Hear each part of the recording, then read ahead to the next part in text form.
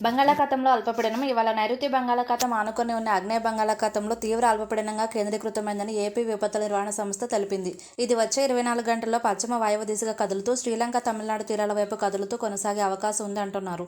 ఇవాళ నెల్లూరు, తిరుపతి, చిత్తూరు, అన్నమయ్య జిల్లాల్లో కొన్ని చోట్ల తేలికపాటి నుంచి మోస్తరు వర్షాలు పడే అవకాశం ఉందని అన్నారు.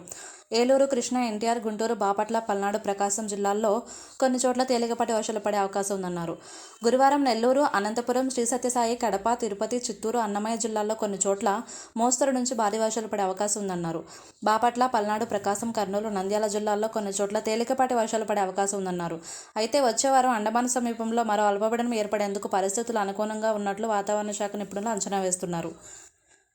ఈ ప్రభావంతో ఈ నెల 20 వరకు దక్షిణ కోస్తా, రాయలసీమ జిల్లాల్లో విస్తారంగా వర్షాలు పడే అవకాశం ఉందంటున్నారు. బంగాళాఖాతంలో ఏర్పడిన అల్పపీడనం బలపడి వాయుగుండంగా మారే అవకాశం ఉందనే అంచనాలతో రైతులు అప్రమత్తంగా ఉండాలంటున్నారు అధికారులు. 2 రోజుల పాటు వర్షాలు కురిసే అవకాశం ఉందనడంతో వరి కోతలను వాయిదా వేసుకోవాలని సూచిస్తున్నారు. ఒకవేళ ఇప్పటికే కోత కోసిన వరి పనులను ఎత్తు ప్రదేశాల్లో కుప్పలుగా వేసుకుని తడవకుండా టార్పాలిన్లు కప్పాలని సూచించారు. ఒకవేళ వర్షానికి వరి పన్నలు తడిసిపోతే ధాన్యం మొలకెత్తకుండా ఉండేందుకు ఉప్పు నీటి ద్రావణాన్ని చల్లుకోవాలని సూచనలు చేశారు. ఈ అల్పపీడనం వాయుగుండంగా ప్రభావం పూర్తిగా తగ్గే వరకు వరి పంట కోయవద్దని రైతులకు సూచించారు అధికారులు. వ్యవసాయ శాఖ అధికారులు, సిబ్బంది క్షేత్రస్థాయిలో రైతులకు అందుబాటులో ఉండాలని, వారికి సూచనలు, సలహాలు ఇవ్వాలని ఆదేశించారు. రాష్ట్రంలో వరి పంట చేతికి వస్తున్న సమయంలో అల్పపీడనాలు, వాయుగుండాలు తుఫాన్లుగా బలపడడంతో రైతులు తీవ్ర ఆందోళనలో ఉన్నారు.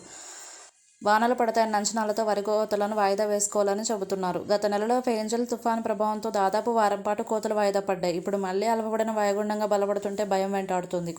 కొందరు రైతులు వరి పంట కోసిన పొలాల్లో వరి పనులు పూర్తిగా ఎండకపోవడంతో కుప్పలు వేయలేదు.